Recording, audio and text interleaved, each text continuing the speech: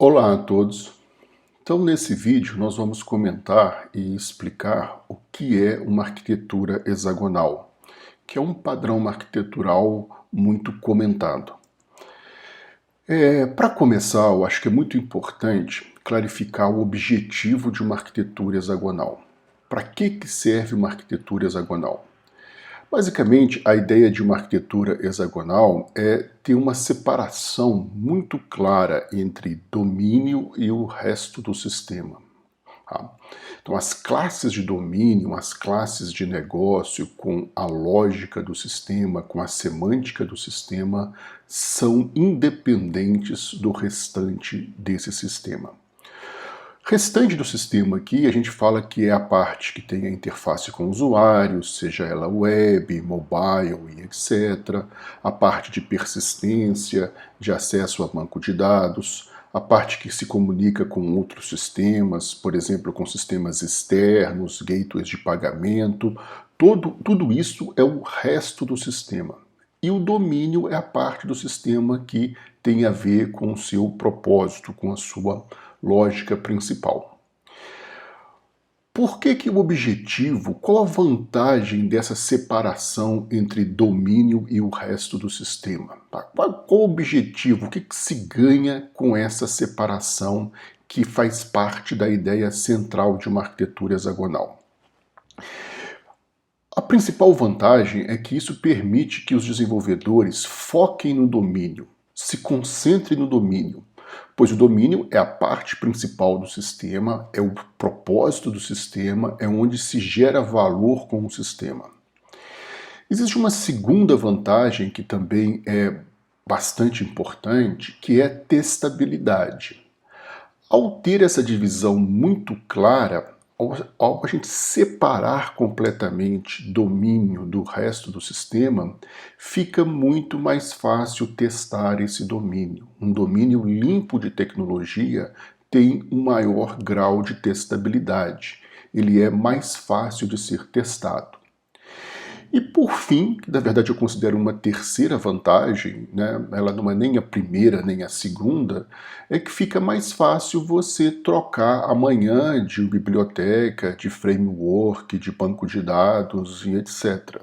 Porque o domínio não conhece esses componentes, essas bibliotecas.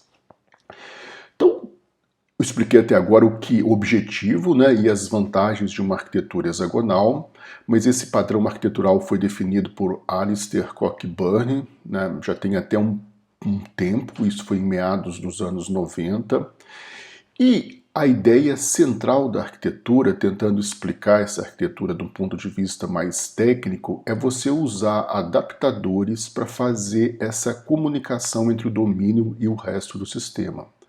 Então, o domínio, ele não conhece o resto do sistema, porque toda comunicação, toda interface entre domínio e o resto é feita por meio de adaptadores. Esses adaptadores são essencialmente os mesmos adaptadores do padrão de projeto de mesmo nome. Então, a ideia aqui é que eu tenho adaptadores, eu tenho um domínio totalmente limpo de tecnologia, que não conhece nenhuma das tecnologias usadas pelo sistema e que foca, portanto, na lógica de negócio do sistema, e toda a comunicação com o mundo externo é mediada por esses adaptadores em uma arquitetura hexagonal. O mundo externo aqui são front-ends, web, mobile, bancos de dados, sistemas externos, gateways de pagamento, bibliotecas de log, de cache, plataformas middlewares de publish e subscribe e etc. Então, reforçando, né, estou reforçando bastante isso aqui nesse vídeo, o domínio é limpo de tecnologia. Isso significa que ele não conhece os bancos de dados usados pelo sistema, ele não conhece os front-ends usados pelo sistema, não conhece os gateways de pagamento usados pelo sistema, o domínio também não conhece os sistemas externos com os quais o sistema interage. Esse aqui é o desenho, é o diagrama que se costuma usar para explicar uma arquitetura hexagonal. A arquitetura tem esse nome hexagonal exatamente porque o desenho que foi usado para explicar essa arquitetura, ele é formado por dois hexágonos, um hexágono dentro do outro.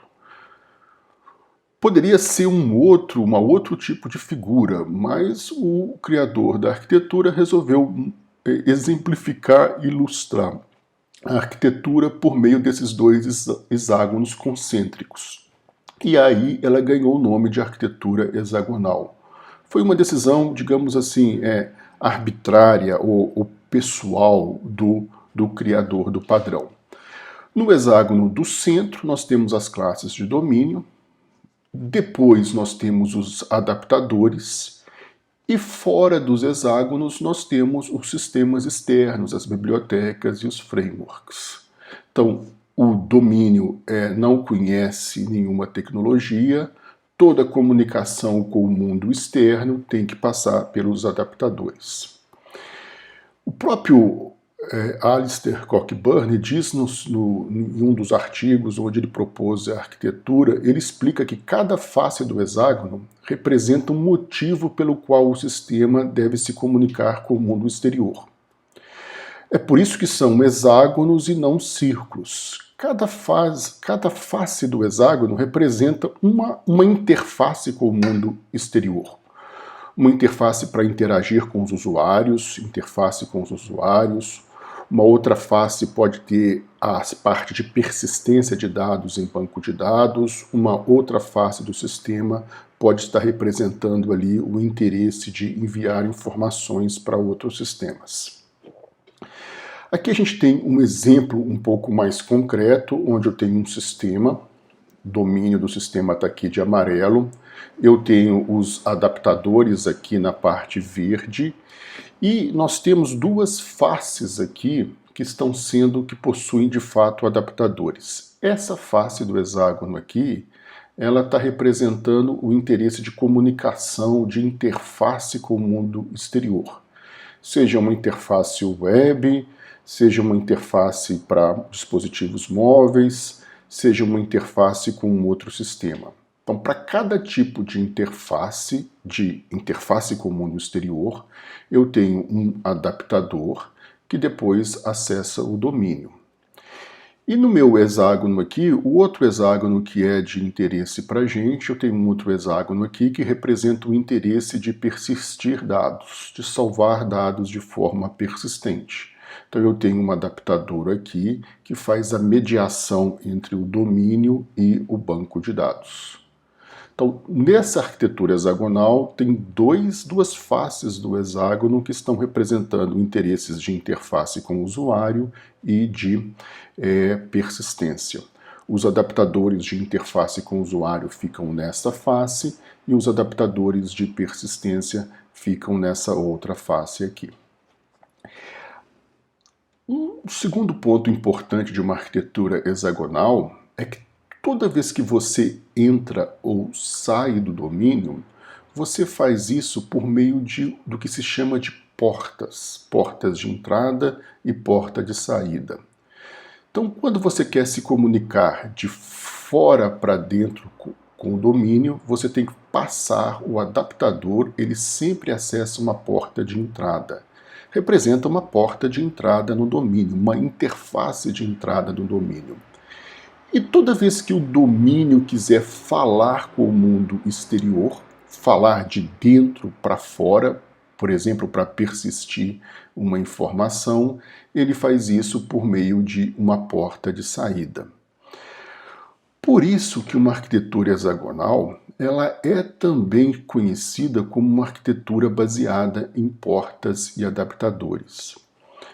Os adaptadores eu já havia explicado anteriormente, e as portas são essas entradas e saídas do domínio.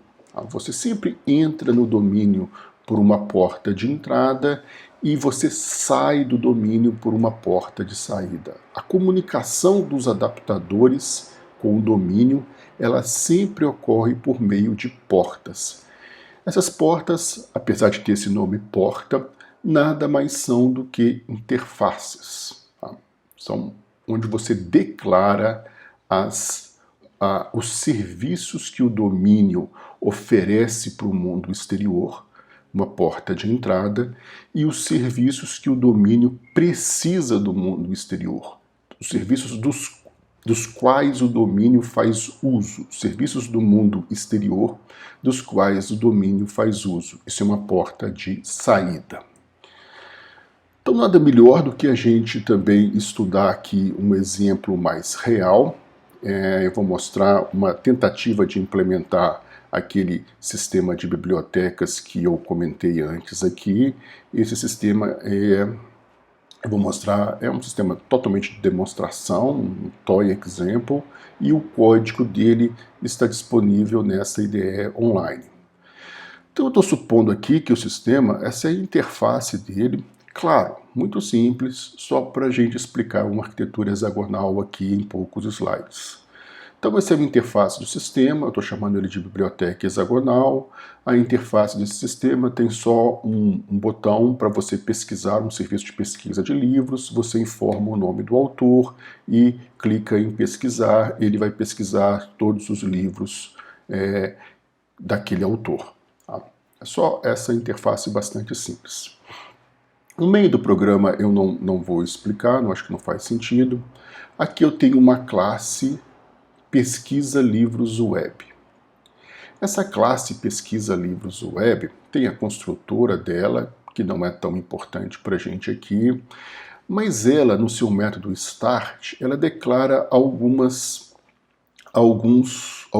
endpoints, algumas rotas para acesso ao sistema. Então, se você acessar o endpoint raiz, você vai receber como resposta, você vai ser redirecionado para receber como resposta apenas uma página index.html quando você acessa a raiz do sistema, que é exatamente essa página aqui que constitui a interface principal do sistema. Acho que eu esqueci de dizer, eu estou supondo aqui que esse sistema ele é acessado por meio de uma interface web e por meio de uma API REST. Nessa API REST existe uma rota principal, uma rota raiz, que acessa index.html. Tem uma segunda rota, /pesquisa, tá? Que ela é usada para quando você quer fazer uma pesquisa por um livro. Então, quando você clica no botão pesquisa, você acessa esse endpoint REST, /pesquisa. O código que vai ser executado aqui, ele recupera um dos parâmetros da requisição REST, que é o autor, né? O autor vem como parâmetro da requisição REST, e depois ele chama o método pesquisa por autor. Então, esta é a classe Pesquisa Livros Web. Tá? Ela implementa as rotas da API, os endpoints da API REST usada pelo sistema. Eu estou supondo que o sistema ele é acessado por meio de uma API REST que tem uma rota raiz e que tem uma rota, um endpoint get/pesquisa. O interessante aqui é saber qual o papel dessa classe numa arquitetura hexagonal. Espero que vocês já tenham entendido, né? Mas essa classe ela implementa a API REST do sistema, esse interesse de comunicação via uma API REST. E, portanto, ela nada mais é do que esse adaptador aqui. Todo o código de implementação da API REST vai ficar confinado nesse adaptador. O sistema não conhece a tecnologia usada para implementar o acesso a ele, porque toda essa implementação está fora do domínio e está feita em uma classe chamada Pesquisa Livros Web. Toda a API REST ela é implementada nesse adaptador. Esse adaptador, avançando aqui, por sua vez, quando você chama um método de pesquisa por autor, esse é um método ele está sendo chamado aqui em cima de um atributo da classe PESC, e se a gente for ver, PESC é do tipo pesquisa de livros. Então, quando eu quiser pesquisar por um livro, eu vou chamar o método pesquisa por autor dessa interface pesquisa livros. Se a gente for ver essa interface pesquisa livros, ela só declara o método pesquisa por autor. Eu recebo o autor como parâmetro, uma string, e devolvo uma string também, que são os livros daquele autor. De forma bastante simples aqui. O interessante é a gente comentar aqui sobre o papel dessa interface pesquisa livros em uma arquitetura hexagonal. Essa interface é exatamente uma porta de entrada do sistema. Então, o meu domínio, ele oferece uma porta de entrada, ele provê um serviço para fora. Essa porta de entrada nada mais é, como eu disse, uma interface. Porta aqui, ela é sinônimo, porta em uma arquitetura hexagonal, ela é sinônimo de interface. Então, o sistema oferece aquela interface pesquisa livros com os serviços, com os métodos que ele oferece para o mundo exterior. Então, os adaptadores que vão fornecer a interface do sistema vão sempre chamar esse método pesquisa por autor dessa interface pesquisa livros, que é uma porta de entrada do sistema. Por sua vez, nós temos uma classe aqui, pesquisa livros e MPL, que implementa aquela interface pesquisa livros, implementa, portanto, o método pesquisa por autor, e a gente vai ver aqui que essa é uma implementação muito simples, né? Essa é uma classe de uma implementação muito simples, ela só delega, ela só repassa essa chamada para um método getLivro aqui de uma atributo repo da classe. Repo é do tipo repositório. Classe muito simples, não tem nenhuma regra de negócio, ela está só chamando um outro método. Num sistema real poderia ter alguma validação, alguma regra de negócio, alguma checagem aqui, mas para o nosso propósito, para caber em um slide, não tem isso. Duas coisas que são importantes. Pesquisa livros e MPL é uma classe agora do domínio. É a classe que implementa uma funcionalidade, um serviço, uma operação que o domínio está oferecendo. Pesquisa de livros por autor. Então, aquela classe é uma classe de domínio. Segundo ponto importante é que essa classe de domínio faz uso de uma classe, vamos lá nela, ele faz uso de uma classe, de uma interface repositório. Ela pesquisa por um livro chamando getLivro de repositório. Então, espero que vocês já devem ter entendido. Repositório é uma porta de saída do sistema.